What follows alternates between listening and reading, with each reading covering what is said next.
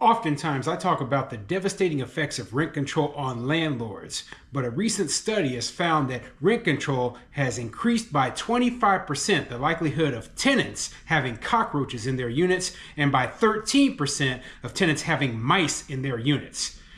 I'm Tony, and this is Real Estate Investing and Landlord News. All right, so I have an interesting article for you today, and it's going over the negative effects of rent control. Now, I talk a lot about rent control because I realize that it is an awful idea. It just does not work. It's just like every other artificial government price control over a product, right? It creates new problems, and you know what? The people, they did the research. They did a lot of research, and not just on the effects that it has on landlords and the market as a whole, but on tenants, okay? And this is very important because the tenants, they oftentimes outnumber the landlords. So if we're talking about rent control policies being voted in place, the tenants need to know that, hey, there's going to be a detrimental impact on your living conditions if these rent control policies are passed, right? So when I said earlier in the intro that, hey, the likelihood of seeing cockroaches in a unit is increased by 25% when there's a doubling of rent control units.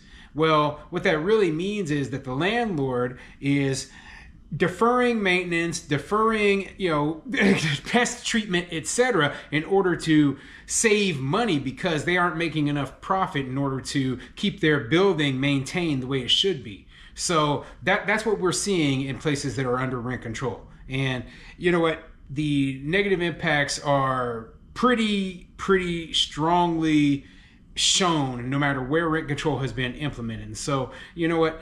That's why I brought this article up today. So I'm hoping that the people who watch my videos, hate watch me because, they say, well, I'm going to prove everything wrong. I hope you at least listen to what I'm going to read today. So before I get into the article, go ahead, hit the like, subscribe button, and leave a comment down below and let me know what you think. So for those of you in rent control cities or who have more experience with rent control, have you seen a negative impact on maintenance, on capital expenditures, on deterioration of properties, depending on the amount of rent control there is, how strong that rent control is?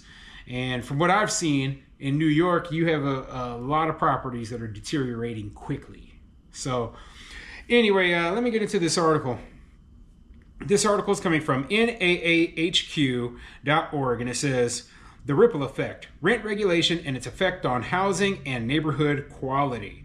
So the article doesn't just talk about the quality of housing declining, but how when there are rent control units in an area, it will actually decrease the quality of the neighborhood as well. Okay, it's kind of similar to how when you put a big public housing apartment building into a neighborhood, how it has a pretty negative impact on that entire neighborhood. Okay, it's very similar to that. So anyway, let's get into the article and see what it says.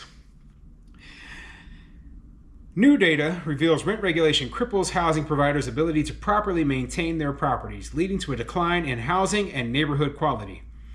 As the discussion surrounding rent regulation gains momentum at local, state, and federal levels, it's more important than ever to understand the broader implications of these policies. The National Apartment Association understands that well-meaning intentions behind rent regulation, which ostensibly aims to make housing more affordable.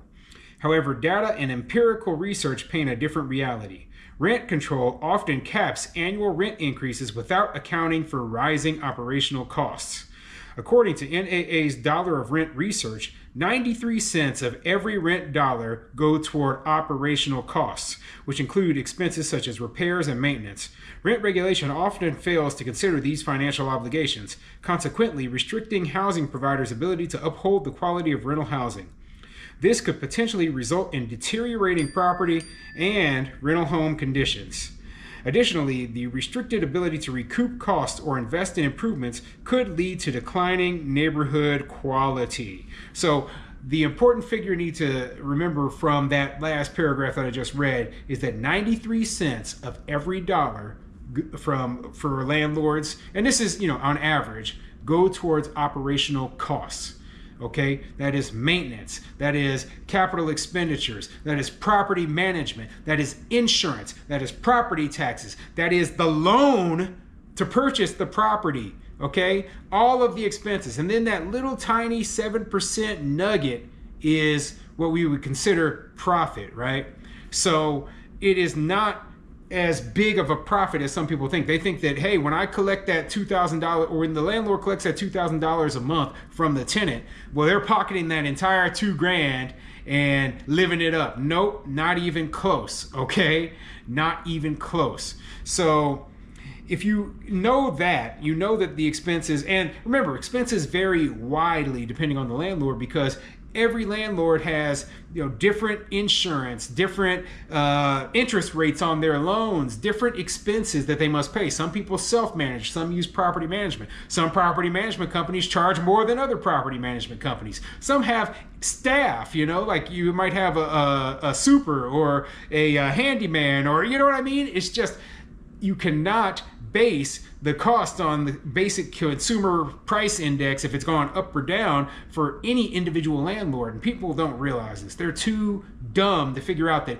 every landlord is an individual business and its expenses are individual.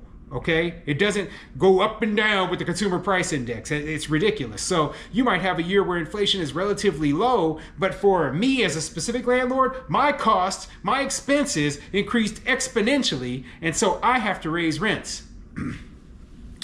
In October 2023, NAA engaged Capital Policy Analytics to examine the relationship between housing and neighborhood quality and rent regulation policies. Dr. Andrew Hansen of the Stewart Handler Department of Real Estate at the University of Illinois Chicago led the study. The study examined data on neighborhood and housing quality in the 15 largest metropolitan areas from 2015 to 2021 using the U.S. Census American Housing Surveys. So I'm going to skip down to some of the parts that I found the most interesting out of this, right? And it says, the connection between rent regulation and the growth in housing inadequacy. The study found a strong connection between rent regulation and housing inadequacy. When the number of rent-controlled units in a metropolitan area doubles, there is a correlation of a 16.2% increase in severely inadequate housing units and a 14.7% increase in moderately inadequate housing units, right? And then they go into the definition of what they mean by severely inadequate housing units and moderately inadequate housing units. And it says, AHS defines severely inadequate housing as critical issues like major plumbing or electrical problems, as well as the presence of health hazards like vermin or significant structural damages. Moderately inadequate housing is defined by minor but significant maintenance issues, such as problems with toilets or unvented gas fixtures, right? So what they're seeing is there is a correlation, the increase in number of major housing issues and moderate housing issues, like basically the landlords aren't able to make the repairs because they can't raise the rents in order to cover the maintenance costs. So they are, playing a game of, okay, what can I let slide for now? What can I let slide for now? And their buildings are falling into disrepair. Okay, that's what this study is showing. But there's also, it says rent control contributes also to poorer living conditions for renters. One of the most significant findings from the study is the strong relationship between rent regulation and interior housing deficiencies. The study found a strong correlation between doubling the number of rent control units in an area and an increase in the following interior deficiencies. Okay, and it says a 24.9% increase in residents reporting the presence of cockroaches and a 12.8% increase in the reports of mice and rat problems. A 19.8% increase in water service interruptions, a 16.2% increase in the presence of mold, a 15.8% increase in residents reporting electrical issues such as exposed wiring and tripped breakers. Now, one of the things that I read a lot about in New York City is these people, these slumlords they're not fixing stuff and they should be thrown in jail. You read that a lot up in New York, right? At the same time, those slumlords are doing the best they can with the fact that they can't raise the rents in order to cover the maintenance.